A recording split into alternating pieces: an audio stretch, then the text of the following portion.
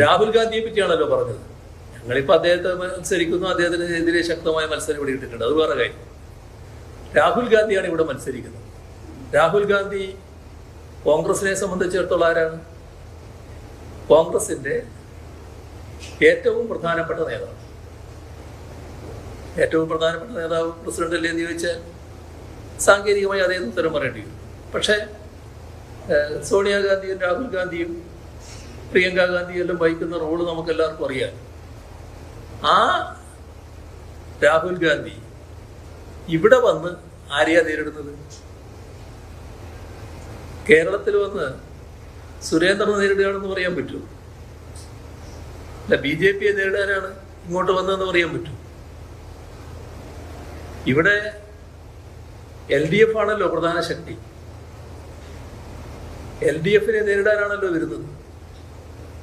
അപ്പൊ ഇന്ത്യ എന്ന ഒരു സംവിധാനം രാജ്യത്ത് BJPക്ക് തടസ്സം നിൽക്കാൻ, BJP അധികാരത്തിൽ വരാൻ പാടില്ല എന്ന ദൃഢനിശ്ചയത്തോടെ ജനങ്ങൾ രൂപം നൽകിയിരിക്കുന്നു. ആ ഇന്ത്യയുടെ പ്രധാനപ്പെട്ട ഒരു നേതാവ് ആ ഇന്ത്യയുടെ ഭാഗമായുള്ള ഇവിടുത്തെ LDFനെതിരെ മത്സരിക്കാൻ ഇങ്ങോട്ട് വരുന്നതിൻ്റെ അർത്ഥം എന്താണ്? അതല്ലേ ആദ്യം ആലോചിക്കേണ്ടത്.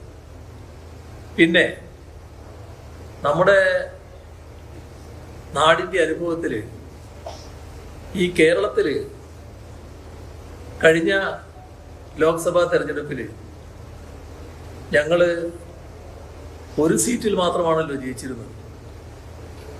അതായിരുന്നു ആലപ്പുഴ സീറ്റ്. മുന്നണി സമവായത്തിൽ പിന്നീട് മാറ്റം വന്നപ്പോൾ കേരള കോൺഗ്രസ് ഞങ്ങളോടൊപ്പമാണ്. ഇപ്പോൾ 2 സിറ്റിംഗ് MP-മാരാണ് കേരളത്തിലുള്ളത്. ഈ 2 സിറ്റിംഗ് MP-മാരും അപ്പുറത്ത് മഹാഭൂരിപക്ഷം വരുന്ന 18 പേരും. ഇത് ലോക്സഭയിൽ എങ്ങനെയാ പ്രതിഫലിച്ചത്? നമ്മുടെ നാടിന്റെ അനുഭവമില്ലേ? ഇപ്പോ രാഹുൽ ഗാന്ധി ഇവിടെ വന്ന് നേരിടുന്നത് ആനി രാജയാണ്. ആനി രാജ ദേശീയ തലത്തിൽ തന്നെ എല്ലാവർക്കും അറിയപ്പെടുന്ന ഒരു ഇടതുപക്ഷ നേതാവാണല്ലോ. അവരല്ലേ മണിപ്പൂരിന്റെ കാര്യത്തിൽ രാജ്യദ്രോഹിയായി ചിത്രീകരിക്കപ്പെട്ടിരുന്നത്? എന്തിനായിരുന്നു അത്? BJP ഗവൺമെന്റിന്റെ തെറ്റായ നടപടികൾക്കെതിരെ ശക്തമായ നിലപാടെടുത്തുകൊണ്ടല്ലേ. അവരുടെ നേതൃത്വത്തിലുള്ള ഫാക്ട് ഫൈൻഡിങ് സംവിധാനമല്ലേ അവിടെ എത്ര ക്രിസ്ത്യാനികൾ അതിക്രൂരമായി വേട്ടയാടപ്പെട്ടു എന്ന അവസ്ഥ പുറത്തു കൊണ്ടുവന്നു. എന്താണ് രാഹുൽ ഗാന്ധിക്ക് അന്നേരമുള്ള റോൾ? അവിടെ എന്തെങ്കിലും റോള് പറയാനുണ്ടോ ഈ കാര്യത്തിൽ?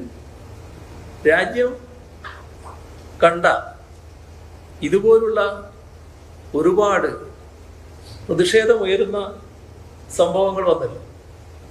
ആ സംഭവങ്ങളിൽ എല്ലായ്പ്പോഴും ആനി രാജയെ കാണാനുണ്ടല്ലോ. എന്നാൽ കോൺഗ്രസിന്റെ വളരെ പ്രധാനപ്പെട്ട നേതാവ് രാഹുൽ ഗാന്ധി അത്തരം സംഭവങ്ങളിൽ കാണാൻ കഴിയുന്നുണ്ടോ? അപ്പോ അദ്ദേഹം ഇവിടെ വന്ന് മത്സരിക്കണോ മത്സരിക്കണ്ടേ എന്നൊക്കെയുള്ള അവർ തീരുമാനിക്കേണ്ട കാര്യമാണ്. പക്ഷെ അതിൻ്റെ അനൗചിത്യം രാജ്യമാകെ ചർച്ച ചെയ്യപ്പെട്ട കാര്യമാണ്. എന്തുകൊണ്ട്